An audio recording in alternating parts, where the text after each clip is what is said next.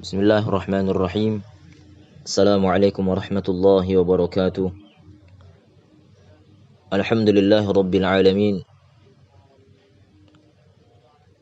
Wassalatu wassalamu ala rasulillah wa ala alihi wa ashabihi wa man sara ala nahjihi wa tamassaka bi sunnatihi ila yaumiddin wa sallama tasliman katsira amma ba'd. Rabbi shrah li sadri wa yassir li amri wahlul 'uqdatam min lisani yafqahu qawli. Allahumma zidna ilma warzuqna fahma. Segala puji bagi Allah Subhanahu wa taala, yang mana segala pujian hanyalah miliknya Subhanahu wa taala. Allah mengatakan di dalam Al-Qur'an, Alhamdulillahi rabbil alamin. Segala puji bagi hanya milik Allah, Rabb semesta alam. Dan salawat dan salam kita tujukan kepada Nabi kita Muhammad sallallahu alaihi wasallam, karena berkat beliaulah alhamdulillah sampai sekarang ini kita masih bisa merasakan ibadah dengan tenang, masih bisa melaksanakan ketaatan kepada Allah Subhanahu wa taala dengan damai. Ma'asyiral muslimin, azzani Allah wa iyyakum. Sekarang kita masih berada di hari-hari yang paling Allah cintai. Di hari-hari yang mana seorang hamba jikalau melaksanakan ketaatan di dalamnya, maka Allah Subhanahu wa taala akan melipat gandakan pahala orang tersebut.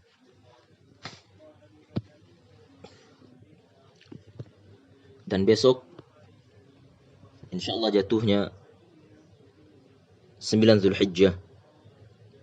Maka di dalam satu hari ini ada amalan yang besar. Amalan yang mana setiap muslim yang benar-benar menginginkan pahala dan surga dari Allah Subhanahu wa taala, dia pasti akan melakukannya. Dan ketahuilah, seluruh manusia pasti memiliki dosa, siapapun dia, kecuali Nabi dan para Rasul, yang mana mereka telah dijamin oleh Allah Subhanahu wa taala surga baginya. Nabi sallallahu alaihi wasallam bersabda di dalam hadis yang sahih, beliau mengatakan, kullu bani Adam khata' wa khairul khata'in at-tawwabun. Setiap anak cucu Adam itu, kata Rasulullah sallallahu alaihi wasallam, siapapun dia, kecuali Nabi dan para Rasul, mereka adalah ma'sum, orang-orang yang terhindar dari dosa-dosa kepada Allah Subhanahu wa taala. Wa khairul khata'in at-tawwabun, kata Rasulullah sallallahu alaihi wasallam. Namun sebaik-baik dosa adalah bertobat kepada Allah Subhanahu wa taala. Tatkala dia berdosa, maka amalan yang paling baik dia lakukan adalah bertobat kepada Allah Subhanahu wa taala.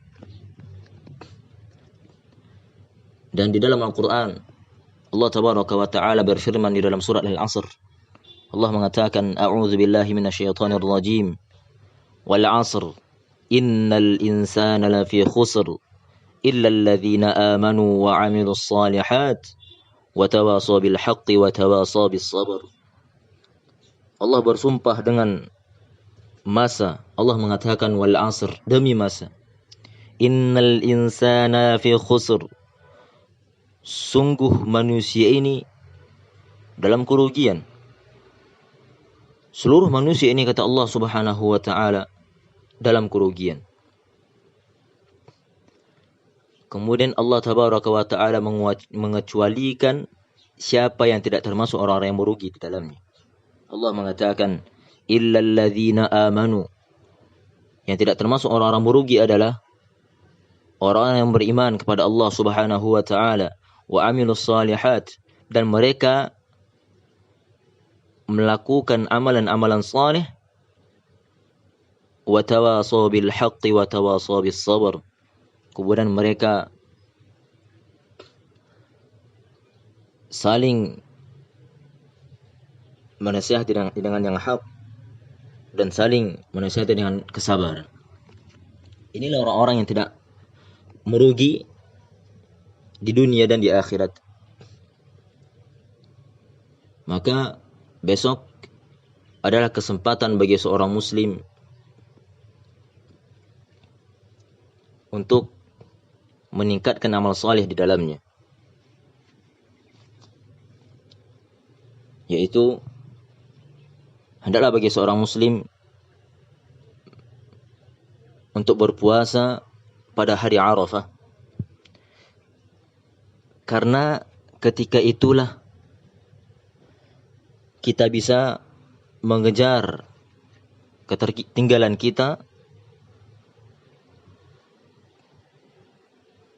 dari pahala-pahala sebelumnya.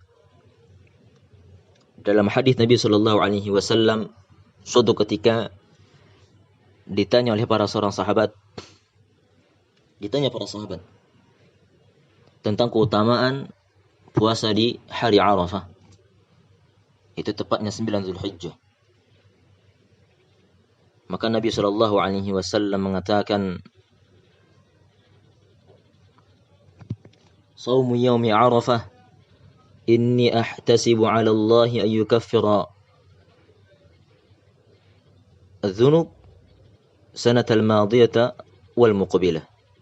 Nabi Shallallahu Alaihi Wasallam mengatakan, puasa di hari Arafah, maka Allah Subhanahu wa taala akan mengampuni dosa-dosa orang yang berpuasa pada hari itu, dosa-dosa setahun setelahnya, dan dosa-dosa yang telah berlalu. Maka Allah Subhanahu wa taala akan mengampuni dosa seseorang yang berpuasa pada 9 Zulhijjah, itu pada hari Arafah, 2 tahun sekaligus. Maka ini kesempatan besar. Maka bagi seorang muslim, sudah pantas baginya untuk tidak menyia-nyiakan amalan ini, untuk tidak menyia-nyiakan hari ini, yang mana hari ini hanya datang sekali setahun sepanjang hidupnya, dan kita tidak mengetahui kapan kita dipanggil oleh Allah Subhanahu wa taala. Dan sedangkan kematian setiap harinya pasti menghantui setiap manusia. Allah mengatakan, a'udzubillahi minasyaitonir rajim, kullu nafsin dha'iqatul maut.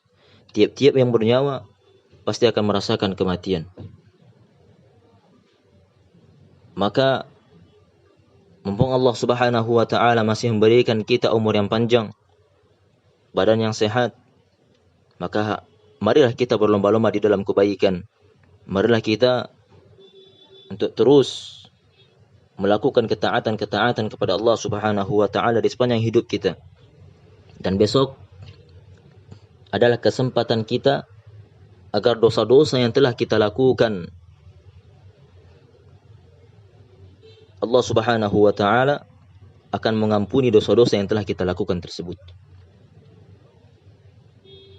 Namun para ulama mengatakan dosa-dosa yang Allah Subhanahu wa taala ampuni adalah adz-dzunub as-saghair, yaitu dosa-dosa kecil.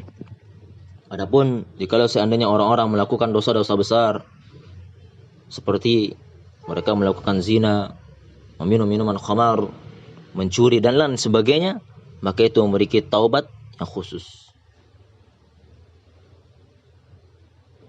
Mungkin hanya ini yang dapat kita sampaikan. Semoga kita dapat mengambil faedah di dalamnya. Subhanakallahumma wa bihamdik, asyhadu an la ilaha illa anta astaghfiruka wa atubu ilaik. Assalamualaikum